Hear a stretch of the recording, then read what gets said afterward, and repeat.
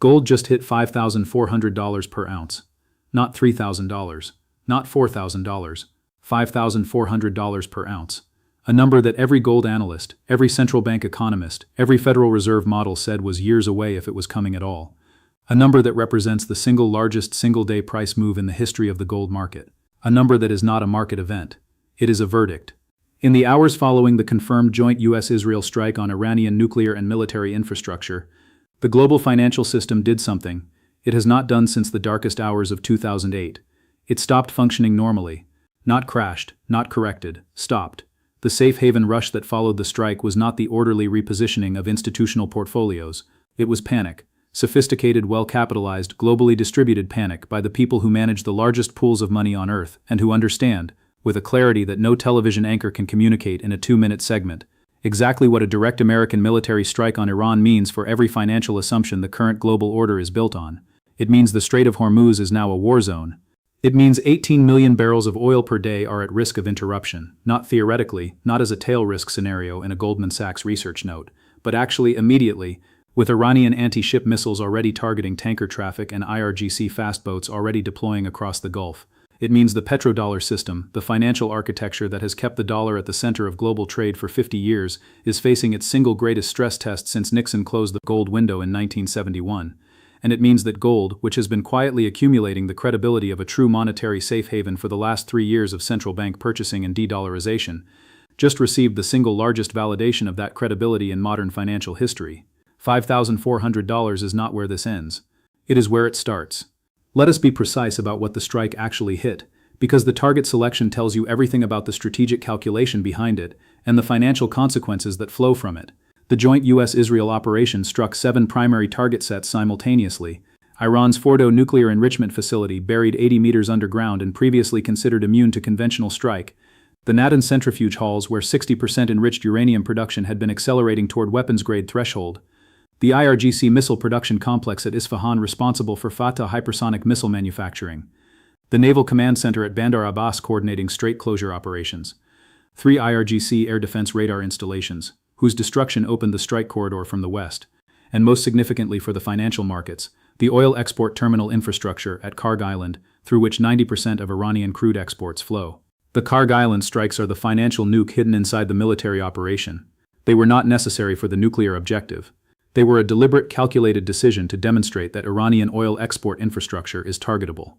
A demonstration aimed not at Iran, but at every oil-producing nation in the region, that is currently calculating whether its American security guarantee is worth the strategic constraints it imposes. The message to Saudi Arabia, the UAE, Kuwait, and Qatar is explicit and unmistakable. American military power can reach energy infrastructure anywhere in the region. The message to China, which imports 1.5 million barrels per day of Iranian crude, is equally explicit. Your energy supply chains run through a geography that American and Israeli strike packages can disrupt at will. Both messages are strategically double-edged in ways that the people who authorized the strikes either did not fully model or chose to accept. Because the Gulf states that received the demonstration of American strike reach are the same Gulf states that have been quietly building alternative financial relationships with China, quietly conducting yuan-denominated oil transactions, and quietly calculating whether the American security guarantee is still the most valuable card in their strategic hand. A demonstration that American military power can reach regional energy infrastructure is simultaneously a demonstration that American military power is willing to destabilize the energy supply that those same Gulf states depend on for their entire economic existence. This is the hidden strategic vulnerability at the core of the strike decision. America just demonstrated it will use military force to prevent Iranian nuclear capability, a legitimate and defensible objective. But in executing that objective, it simultaneously demonstrated a willingness to weaponize energy infrastructure in a region whose stability is the foundation of the petrodollar system that finances American imperial reach. The gold market understood this contradiction instantly. The equity markets are still processing it. The bond markets will process it last, and when they do, the financial consequences of this strike will dwarf the immediate oil price shock. Now add the Iranian response calculation. Tehran has 3 primary response vectors, each one carrying financial consequences that cascade through different parts of the global system. The first vector is strait closure. Iranian anti-ship missiles and naval mines deployed across the 54-kilometer width of the Strait of Hormuz can make the passage of oil tankers commercially uninsurable within 48 hours. Lloyd's of London and the major marine insurers have already suspended new war risk coverage for Gulf of Oman transits. Without insurance, tankers cannot sail. Without tankers, 18 million barrels per day stop flowing. Within 72 hours of a full strait closure, oil refineries in Japan, South Korea, India, and southern Europe begin drawing down strategic reserves. Within 2 weeks, those reserves are exhausted. Within a month, industrial production begins shutting down across the most energy-dependent economies on Earth.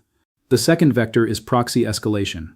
Hezbollah in Lebanon, Houthi forces in Yemen, and Iraqi Shia militias are all activated simultaneously, not to defeat Israel or America militarily, but to impose a cost of conflict management that stretches American and Israeli military resources across multiple fronts simultaneously.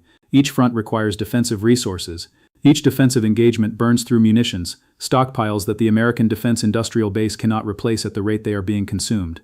Each day of multi-front conflict management adds billions to the American military expenditure that must be financed through Treasury bond issuance that the global bond market is already questioning. The third vector, the one that gold at $5,400 is specifically pricing, is the financial warfare response. Iran, Russia, and China have spent the last 3 years building the architecture for a coordinated financial counter to American military action. That architecture includes yuan swap lines covering $2.3 trillion in trade, a BRICS payment settlement system processing 40% of global trade outside SWIFT, and coordinated central bank gold purchasing that has accumulated 3,200 tons of gold reserves outside the Western financial system in the last 24 months. The financial counter to the strike does not require a military response that Iran cannot win. It requires the activation of alternative payment systems, the acceleration of de-dollarization commitments from wavering nations, and a coordinated signal from Beijing that the yuan-denominated oil trading system is now operational and available to any nation that needs an alternative to dollar-denominated energy markets, disrupted by American military action. That signal was delivered within 6 hours of the strike confirmation. The Shanghai crude oil futures contract, the yuan-denominated alternative to the dollar-denominated Brent benchmark, saw trading volume increase 340% in the session following the strike. Not because Chinese traders were speculating, because Asian refiners who normally price their crude in dollars were executing a contingency plan that had been sitting in their risk management systems for exactly this scenario. To understand why gold's move to $5,400 is not a temporary panic spike but the beginning of a structural repricing of the global monetary order, you need to understand what happened on August 15, 1971, and specifically what happened in the gold market in the 5 years that followed. Nixon's closure of the gold window. The moment America unilaterally ended the dollar's convertibility to gold at $35 per ounce was the single most consequential financial decision of the 20th century.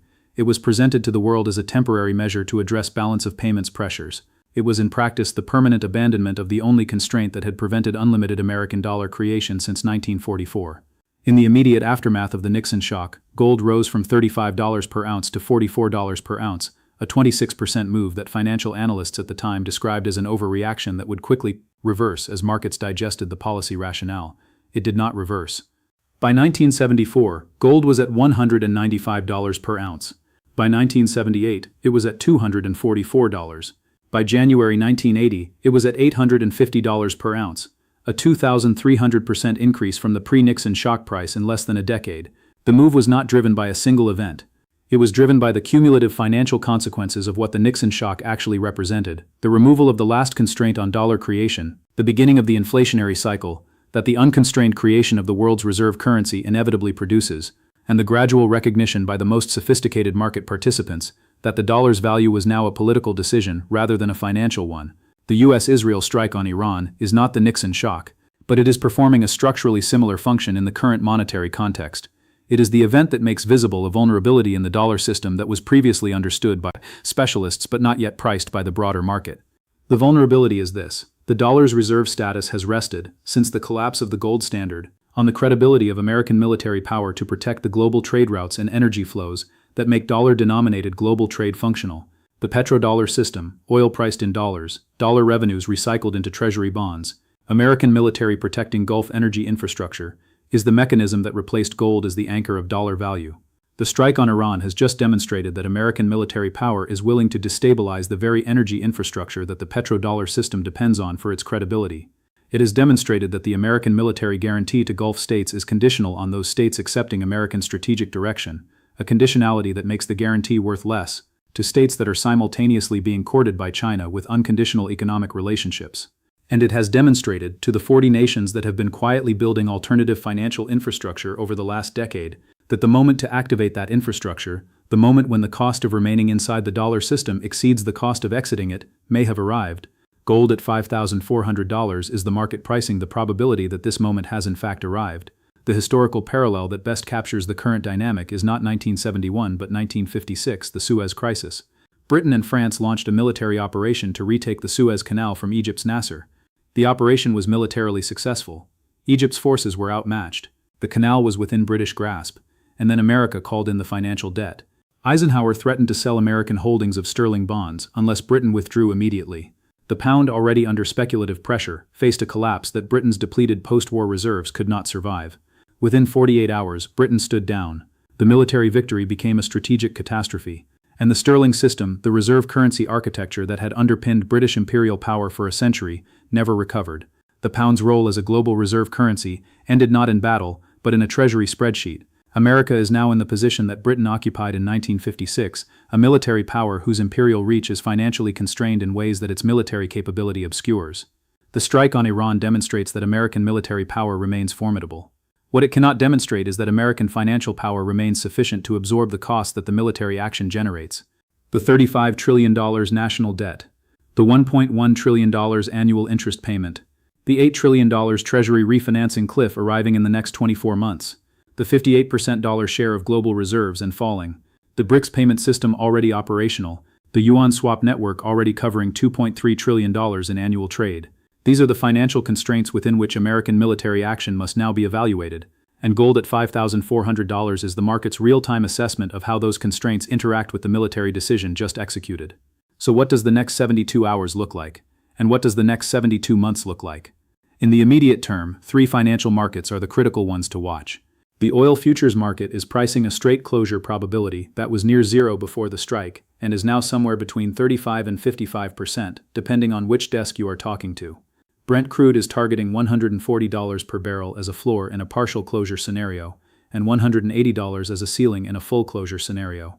Every $10 increase in the oil price transfers approximately $400 billion per year from oil-consuming nations to oil-producing nations, a transfer that at $180 per barrel represents the largest annual wealth transfer in human history. The Treasury bond market is the second critical market. Foreign holders of American Treasury bonds, who collectively own $7.6 trillion of the outstanding stock, are now doing a calculation that they have been avoiding for 3 years. Is holding dollar-denominated American government debt at 4.5% yield worth the political risk of holding the reserve currency of a nation that has just initiated direct military conflict with a major oil producer? The answer for some holders will be no. The Treasury selling that flows from that answer will push yields higher, adding to the already impossible federal interest burden, and forcing the Federal Reserve into a monetization decision that it has been trying to avoid. Gold is the third market, and it is the one where the signal is clearest. The move to $5,400 is not a panic that will reverse when the immediate crisis stabilizes. It is a repricing of gold's role in the global monetary system, a recognition, finally priced by the broad market rather than just the specialist community, that gold is not a commodity or a speculative asset or an inflation hedge. It is the monetary asset of last resort for a global financial system that is losing confidence in the dollar architecture that has served as its foundation for 80 years. In the medium term, the most consequential development to watch is Saudi Arabia's response. Riyadh faces its most acute version of the impossible choice it has been navigating for 3 years.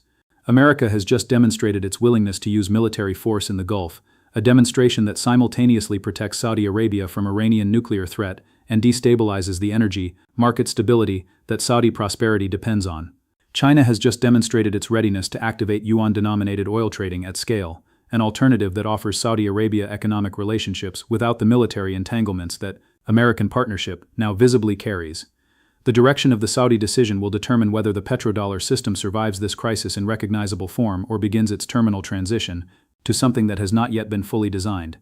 In the long term, the pattern that every great power transition in history has followed suggests that the current crisis is not the collapse of the American-led order, but the event that makes that collapse's timing visible. The British Empire did not end at Suez. Suez revealed that it had already ended, that the financial constraints had already made the imperial pretension unsustainable. The formal dismantling of the empire took another decade, but the moment of irreversibility was Suez. The American empire did not end with the strike on Iran. But the strike on Iran may be the moment that reveals the financial constraints have already made the unipolar pretension unsustainable. And if that is what this moment is, if this is the American Suez, then gold at $5,400 is not the peak, it is the base camp. Because after Suez, sterling lost 30% of its reserve share in 5 years. The nations that held gold rather than sterling in 1956 preserved their wealth through the transition. The nations that trusted the official assurances that sterling remained a credible reserve currency discovered, at significant financial cost, that by the time the official assurances stopped, the opportunity to act on the truth had already passed. The strike has happened, the gold market has moved. The financial system is repricing in real time, the probability of a transition that specialists have been discussing for years, and that the broader market has been refusing to price. The question is not whether gold at $5,400 is justified. The question is whether the financial system that gold is repricing against has the tools, the credibility, and the remaining time to prevent the repricing from becoming the new permanent baseline. Empires have faced this question before. None of them answered it successfully. Subscribe, share this, because the 48 hours following a joint US-Israel strike on Iran is not a news cycle to be consumed and forgotten. It is a historical inflection point that will be studied for decades, and the financial decisions made in its immediate aftermath will determine the trajectory of wealth preservation and wealth destruction for a generation. Gold just told you what it thinks the answer is. The question is whether you are listening,